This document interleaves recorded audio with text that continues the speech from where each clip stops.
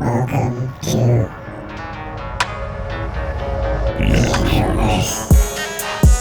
The only trail I've been going down has been rabbit trails on the internet. You guys do this, right? Yeah. Where you Whether I like it or not. Whether you like it or not, you either see something or you hear something. It could be in a podcast, it could be on a TV show, it could be on, even in a song, and you go down the rabbit trail on the internet. And I went down the Gin Blossoms rabbit trail. Ooh, like the band? The band. Oh. So, do you guys know this? That they've been around since 1987. Okay, that makes sense. And because I saw them. Okay, so I didn't know it was 87. I thought it was more the 90s, but that's close enough. Well, that's when they became famous in 92. They had the album that sort of blew up. What's the famous song?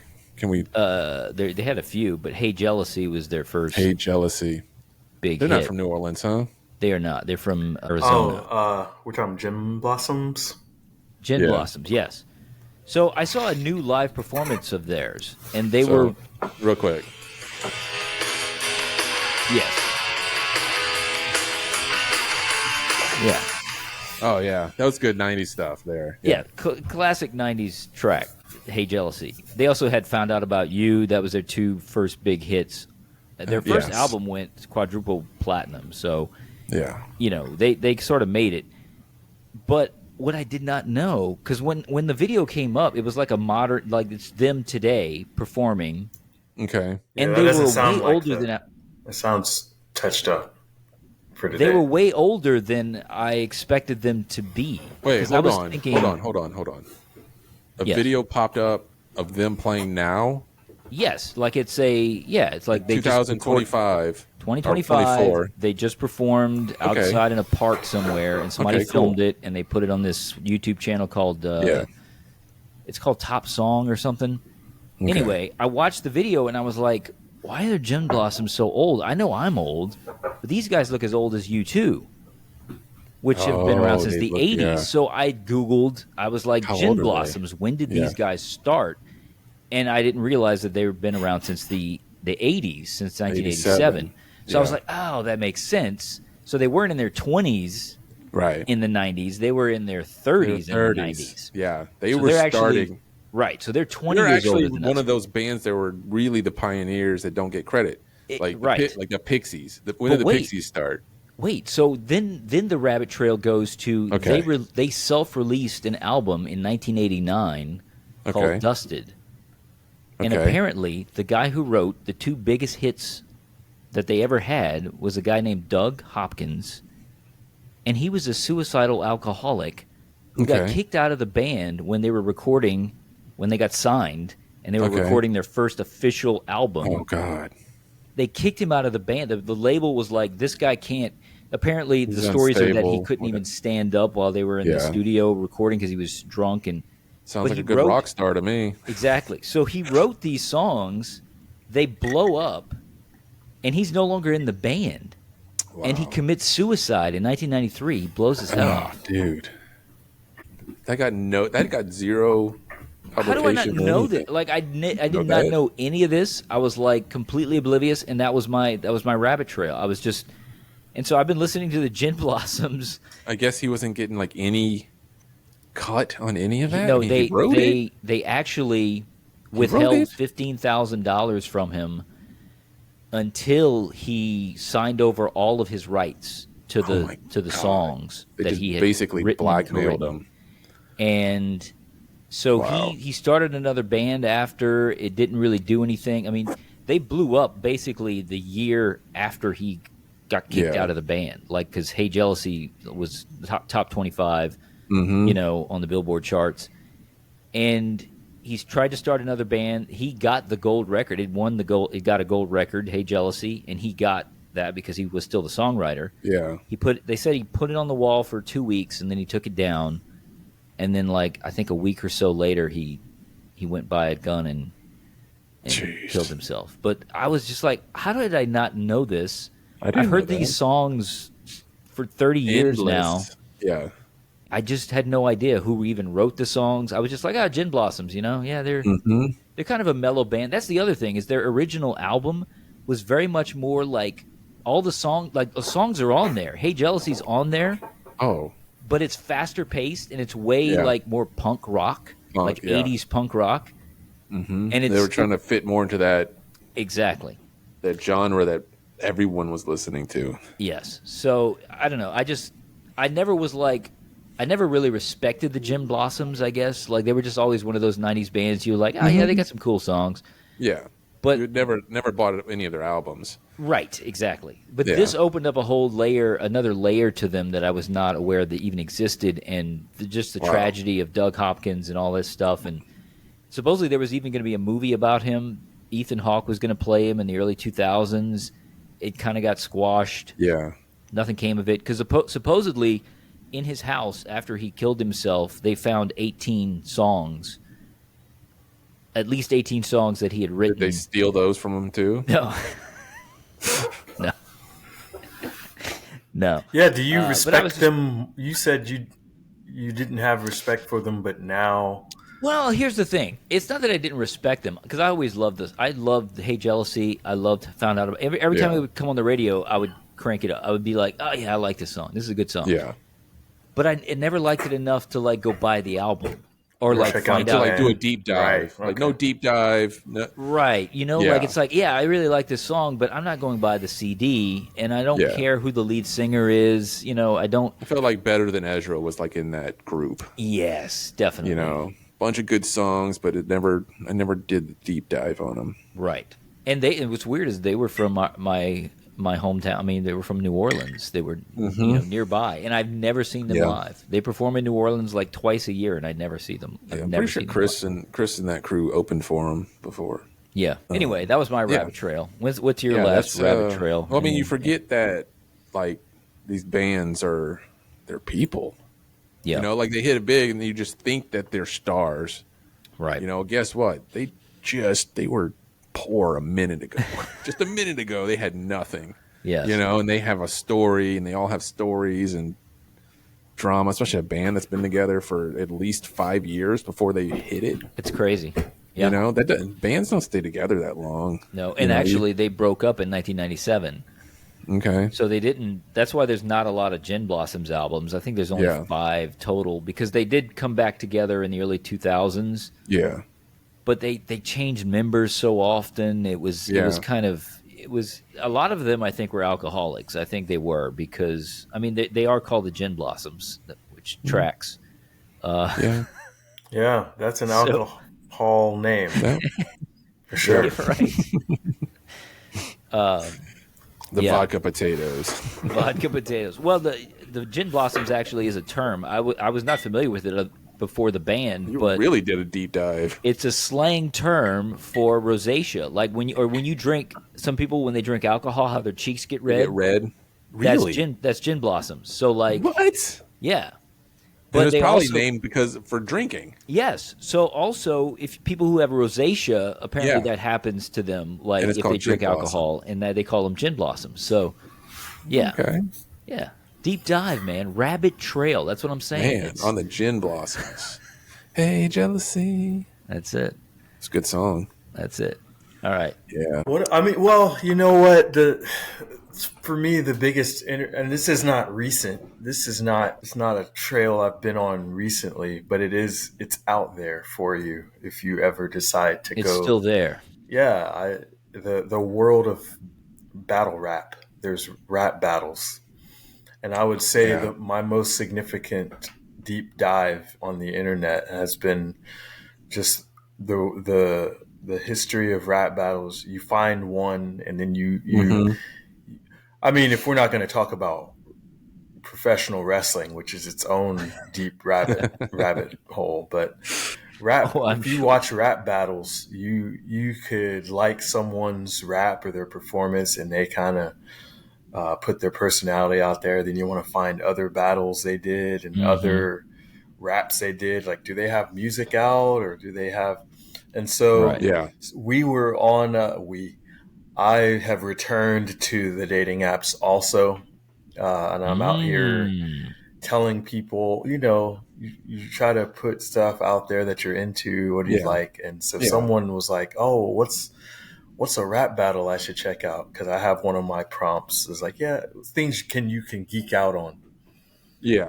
That's it. And so I just threw out rap battles. So she asked me to name one, and so it's been okay. What was the first rap battle I saw, and what was the one that like started me on this path to where I was, searching, Googling, and so. Those of you out there who just want to know the battle I sent her, and this has ended the conversation so far, if you're wondering. So all is well, all is right in the world. I'm back to not talk. But QP versus SoulCon, and it happened like in 2010 or 2009 or something. Okay. And it's from the Grind Time YouTube channel. That's the first battle I ever saw where the writing, and it was really like, it's two really aggressive poets, I guess. They're just like rapping at each other. Anyway, that's a skill set. That's a skill set that impresses me the most out of almost anything. Yeah. It's like I don't understand how their brains not just their brains, but their brains and their mouth, because you got to think it and physically say it in rhythm and beat. And you have to figure out your lines ahead of time, because you're like, okay, I'm saying this, I have to get this many syllables in there to work it out so that it fits within the beat. 8 Mile was my first exposure to rap battles. But the thing with 8 Mile is you're watching a movie. It's a movie, so you're kind of like, well, this is a movie. Yeah, it's based supposedly on real events. But speaking of that, like I was listening to Mike Tyson's podcast and Eminem was on it. Okay. And he's talking about how that's how he got started, or part of his story, right? It was the rap battles, but it was interesting, like him talking about that, like about other rappers that he was like, these guys are amazing. Yes. And I think of Eminem, I'm like, that dude, there's no stopping that dude. Right. But he's talking about these other amazing guys that he went up against and lost against. And like when he went to California and, he's like had to borrow money to get out there or whatever and lost, like came in second, or I don't know how it works. That's crazy. How do they rate? Either Dr. Dre or someone that Dr. Dre knew was there, and they were like, "You got to listen to this guy." Yeah, but then the crowd decides who wins or loses, and so sometimes so it is like the movie. Yeah, and so sometimes it's not even about like you could have said something better, but if they just didn't like you or they didn't believe you what you were saying. Yeah, it's always work the crowd. The rabbit hole then is like figuring out who lost to who and what happened, and now it's kind of like nobody wants to take a loss, so it's all these friendly battles or battles that aren't judged, and then like exhibition matches. Yeah, exhibition matches, which is.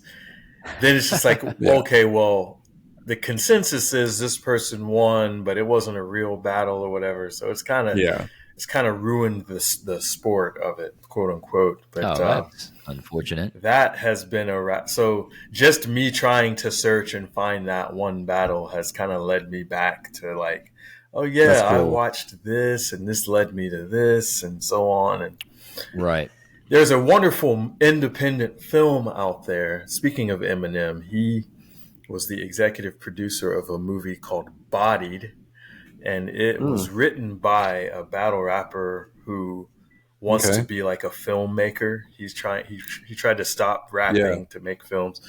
So he wrote this script. Anyway, that movie is out there, and it's a good. I liked it, but I'm a fan of battle rap. But it's a good showcase of. So it's a documentary or it's a movie? No, it's like a movie. They wrote it. They kind of based it around the writer's life and put elements. Okay. And there's a lot of similar to 8 Mile, but it's a different guy. Okay. Yeah. Bodied. Okay. Bodied. I'll have to check it out. I think it's on. It debuted on YouTube Red or whatever before it went away. But I think I see. I think it's still on YouTube. You can still watch it there. But I had to drive to Atlanta to watch it at first because it debuted in a couple of theaters. It impresses me because like I love stand-up comedians and they're quick, you know, and especially when they're doing crowd work. Yeah. Like it's impressive. Quick on their feet. But it doesn't even compare. No. At all. Like that's the speed. Yeah. The speed of it is insanity. You know, and then you're hitting a rhythm and you're rhyming shit. Here's the thing. Even if they're fake rhymes. That a lot of them they just rehearse. They do this constantly in their daily lives. Correct. They're writing rhymes constantly. So they have brains notebooks. Are conditioned. Yes, exactly. Things. It's like condition is a great word because it is like a workout. Like they are working out with words and rhyming. There's certain responses that will work for anything. Yep. You know, and you just have them cocked and loaded. Because like there's that guy. But still. Have you guys seen the guy on YouTube who? Is the one you sent me a while back? Yes. Well, the white guy, right? He goes to a looks crowd. Like an accountant or something. He looks like an accountant. Yes. He goes to a crowd and he gets like 3 or 4 people to give him a word. This is insane. Yeah. And he says, like, he'll get like 10 words, and then he just starts freestyling, and he incorporates everybody's word into his freestyle. Yeah, the dude is sick. Harry Mack has to be Harry Mack you're talking about. I think that sounds familiar. A lot of freestyle rappers do this, but he's the most famous one because he films it, and no one else films it. Yeah, that's him. Harry Mack. Harry Mack, yes. I'd never heard of him, but I saw one of his videos the other day, and I sent it to B, and he was like, that guy's pretty good. That dude's legit. Like, this is not what I'm expecting from Instagram. No. Yeah, really, really impressive. I saw him in concert. You're also... Oh, wow. And it was 95% improvised. That's awesome. And he came so out. does he take words out of from the audience? Yeah, the show started, he came out into the crowd and he had a film crew and you could see him on the screen, but like he's in the crowd and he's just like rapping about everybody. He did that for the first 15 minutes. Like anything he saw, he was like rapping about people's clothes. And then he gets up there and I guess you could text a number or whatever and send him words, and then it would like pop up on the screen and he would start rapping about it, and you know the song would change and then he'd like get more words and so on, and then he would try to put scenarios. He started rapping scenarios, like it wasn't just words. Like just give me like a scenario, give me like a situation that I might be in, and he would do a whole song. On a date up in the treetops. Yeah, I was just about to say that. He would do a whole rap about that whole thing. A scared man, and afraid of heights. And there's a lot of guys. I lived with a really great rapper friend who could freestyle really well, and so I have to shout out James Fate if he's out there listening. I know there's other people in the world. Isaac Knox is out there. I know there's people in the world that are not Harry Mack that can do this, but he has. Oh, sure. He films it, and he's the most famous one doing it. So he's not like a freak of nature, but he's got it dialed in pretty well. And it's like we memorize like words and sentences and stuff, and so they have rap lines like ready to go. Yeah. And so it's kind of like it's like an advanced version of just having a vocabulary, but my vocabulary is entire rap sentences or whatever. That's the thing. So, yeah. My vocabulary is like 10 words, so like I feel like my vocabulary really sucks, especially with you, Dustin. Like me and you, sometimes you'll throw out like. The verisimilitude of this movie. Verisimilitude is the word that I used. It freaked you out, yeah. Yeah, it freaked me out. No, but that would actually be a good word for him to incorporate into one of his raps. If I ever met Harry Mack or was at one of his shows, I would throw out verisimilitude and see if he could fit that into a rhyme. It's funny you say that. Last week, I heard someone on a podcast use that word. Verisimilitude. Yeah. It was... he's a Greek comedian. Yeah, I can't remember his name offhand. But it doesn't matter. I wonder, you'll have to type it in the chat. I wonder how you spell that. I bet someone has rapped it. There's someone. Oh, I'm sure. Someone on TikTok has definitely tried to rhyme this somewhere. I have to find. We gotta find that. Hold on. Anyone too in the movie business or yes, it's they're gonna know it. The whole idea of making a movie, when you're making a movie, or really anything, any piece of art where you're trying to create a sense of reality, like the more sense of reality that the audience, even if it's a fantasy world, if it feels real, that's its verisimilitude. Like how real does it feel? Yeah, it was awesome. I knew exactly what he meant when he said it. Yeah. It blew my mind that he used that word. I was like, what? Robi wasn't making that shit up. Right. Teenage Fan Club has a song called Verisimilitude. Well, there you go. But that's not a rap group. I wonder if they ever rapped that. There's a band named Verisimilitude. Of course there is. I wonder, that would be a good trivia question. Stavros Halkias. Okay, I know that guy. Yeah. He's interesting. He's interesting. Stavros. He's funnier if you don't know what he looks like. Yeah. He is like the image you have in your head, and then when you actually see him are two different things. He is an interesting looking dude. Yeah, he's funny though. He's good. He's funny. I'm actually working from home tomorrow, so I can stay up till like 9 o'clock tonight, dude. Burning that midnight oil. Yeah, I just woke up, so that's why I was part of. Are ready to go? No, you played a show. You had a gig last night. No, I went to my hometown to my parents' house to see my mom, who turned 77 yesterday. Wow! So, happy birthday! Happy birthday! But it just works out. Ernestine. Ernest. Her name is Freeman. Her name is Mom, but her legal name is Ernestine Freeman. Brent's mom is Big Red, so yeah.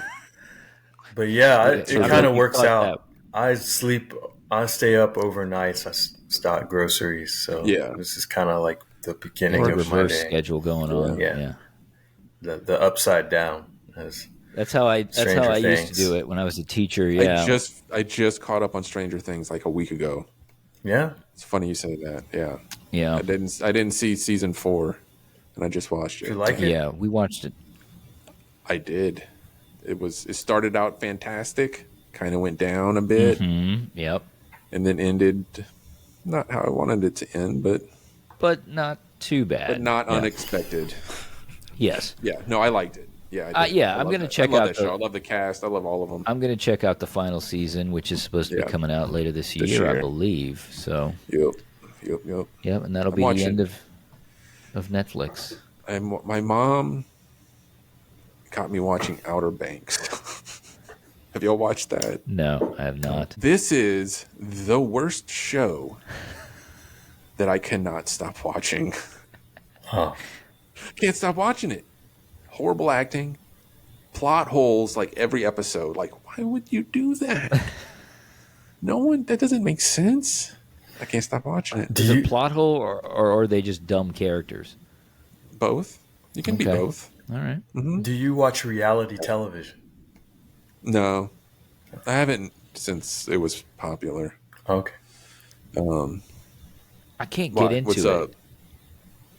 What do you have in your mind, Greg? Ooh, I got something to talk about, Greg. Go ahead. No, I just want, if you would willingly watch a bad television show, it just makes me wonder. Willingly? No.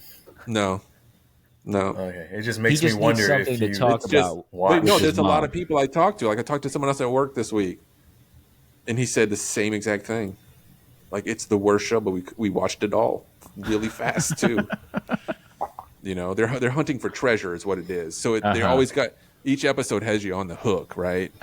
So that's all it is. And they're just dragging you through 5 seasons of that, Yeah. It's a great show if you're looking for something to watch, just FYI, a lot of people have not watched Banshee. Anybody? Oh yeah. It's in my list on whatever. I think it's Prime. Yeah, you got to check it out.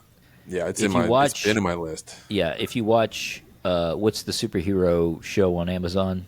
Boys. The Boys, the guy who plays Homelander. Wait, this was the first thing he did that kind of made him a star, like the show Banshee. Yeah. And the basic conceit of it is that it's this criminal. He's a bank robber.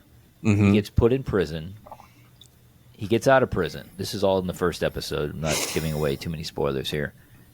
And through a series of events, he's passing through this town right out of prison. And his ex lives in this town. And so he decides, for a little bit, I'm going to pretend to be the new sheriff that's about to come into this town that just died. And I'm going to just pretend to be this guy. No one knows he's dead. No, nobody knows the sheriff died, but they knew they were getting a new sheriff. They didn't know who he was. They didn't know what he looked like. And so he pretends to be the sheriff, and he's just planning on doing it so he can sneak into his girlfriend's house and try to find out where because they robbed the bank and he's been in prison and they got to get the money and everything.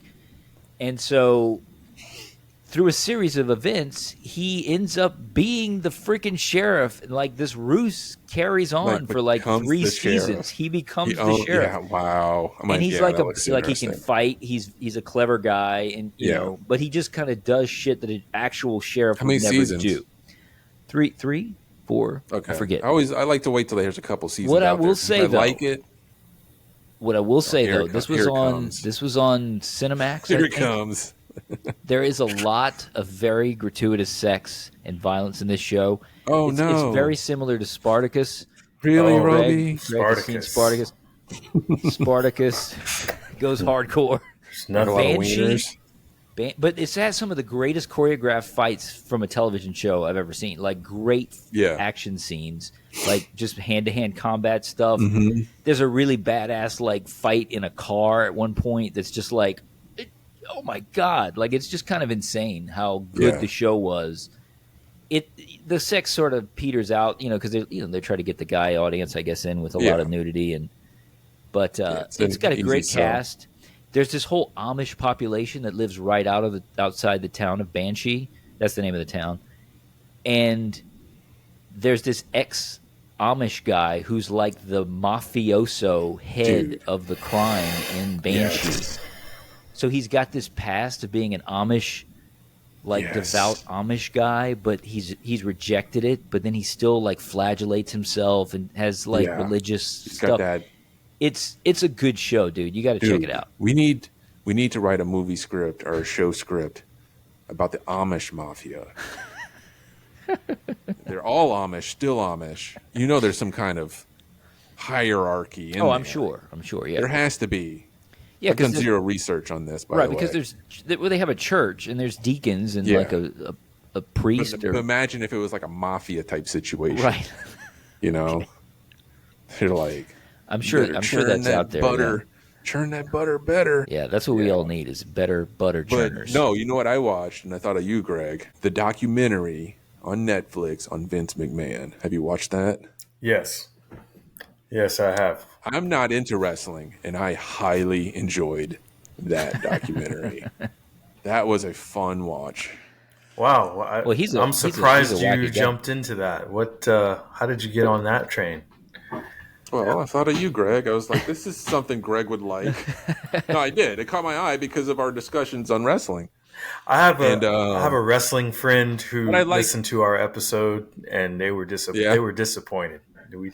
Why? They said it was advertised as wrestling was one of the topics, and they said we didn't talk about enough wrestling. Oh, okay. They said it was derailed. We didn't get into it. We do a lot of derailing. That's kind of our thing too. Yeah. But no, it was very enlightening.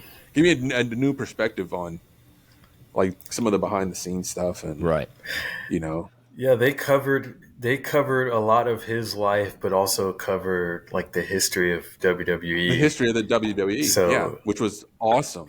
I like that more than him. Like. Yeah, whatever. He's not the whole background of the WWE was just fascinating, like backstabbing and like it wasn't just these. There was more behind the scenes going on than just hey, you go up and you're going to win. Yeah, let's make it a nice, entertaining show. A lot of shenanigans. There were shenanigans going on, backstabbing going on. And that's before he did all his crazy stuff, I think. Yeah. It got worse and worse. I'm going to the big wrestling event this weekend in Indianapolis. It's called the Royal Rumble. Royal Rumble, yes indeed. I remember that. Let's get ready to rumble. It's 30 superstars get into the ring one at a time. And the object is to throw everyone over the top rope. And the last person in the ring after all 30 men have entered. Yeah. And women. There's a men's and women's rumble. So I remember that. Yeah. Yeah. So that person gets a world title shot at WrestleMania. Wow. So is that all it is? Or are there other regular matches before the Rumble? There are building up to the Rumble. Yeah, there are 2 matches. The current champion is in a ladder match. And then the tag team champions are in a best 2 out of 3 falls match. Heck again. But there's the women's Rumble and the men's Rumble, and then there's 2 matches. So there's 4 matches on Saturday. Big time stuff. They're on Netflix now. They're live on Netflix now. That's pretty awesome, right? Yeah, the Raw Netflix is on getting Netflix. Everything. Raw? Yeah. That Rumble show is on Peacock. But splitting the profits there. That's cool. It's going to bring a lot of more people. Yeah. To watch it. Yeah. Yeah, it's an exciting time if you're a fan, for sure. But yeah, I enjoyed that documentary. Yeah. And you watched the whole thing. I watched the whole thing in a day. Yeah. Oh wow. Yeah. Just straight. I just couldn't stop. I was like, "This is can't stop." It is fascinating. Yeah. Fascinating. There's a lot of more. I'll have to send you more documentary stuff. There's talk about rabbit holes. Oh yeah, there is. Dude, I love documentaries, dude. I got 1 or 2 for you. That's sweet. Send them. I'll have to send. I'll put it in the chat. So Banshee, you got to watch Banshee and Greg's documentaries. That's your. Got it. That's your After I finish schedule for Outer the week. Banks. I'll give Banshee one. I'll watch the pilot on Banshee. Watch the pilot. Here's the thing. I don't have time for everything. Here's the thing, though. If you watch the pilot of Banshee and you are not compelled to watch the second episode, I will be shocked. Because it's one of those shows where it always ends on a cliffhanger, and it's always very much like Spartacus was. It's like you have a Tootsie Roll. Not a Tootsie Roll, Tootsie Pop. Yes. You're like, okay, until you bite into it, and you're like, oh. It's got a chewy. It was just sweet candy. No, it's got a chewy goodness inside. Exactly. As someone who has quit porn usage, I look forward to watching this. This will be my first. This will be my first viewing of such things in a very long time. I mean, look, I wouldn't call it porn. I would say it's. I'm just saying I can see stuff that I hadn't seen since. Yes, exactly. Oh, you'll definitely see stuff. You'll definitely see stuff in this show. Yes. When it first started, look, and guess who recommended this show to me? By the way, oh no, my father. Oh, okay. My dad. No, but if you know my dad, he doesn't watch shows like this. Okay. And he just he got into nonchalantly told me one day when I was, and he was like, "Hey, have you ever seen?" Whisper it? Hey, no, he didn't whisper it, but he said, "Hey, have you ever seen Banshee?" And I was like, "Oh, what's that?" He's like, "That's a show." He's like, "It's pretty good," and I'm like, "Oh, really?" He's like, "Yeah."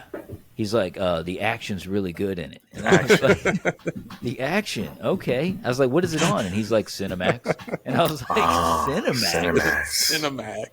Cinemax? Yeah, you know there's going to be some I was like, Cinemax? And he's like, I said, don't they have a lot of, he's like, there's some stuff in it, but he's like, but it's good. And I was like, okay, all right. And dude, when I started watching it, I was like, you know how when you got caught by your parents, like yes. Oh, you watched it with them the first time. No. But it was the same feeling when I started because watching it. Because you know he watched it. Because I knew and he watched it to and you. suggested it to me when I started watching it. And the first sex scene comes up. Yeah. And this dude is going down on his wife, and I was just like, and it's like a 5-minute scene, and I'm like, what is happening right now? Like, what is going on? You got to go check out this show. I'm just saying. That's how when you're thinking, like, he referred this to me. That's what. Why did he think about me? Why did my dad say, you know who would like this? My oldest son. No, like, anyway. Every man needs to see this. Yeah, every man. It's a rite of passage.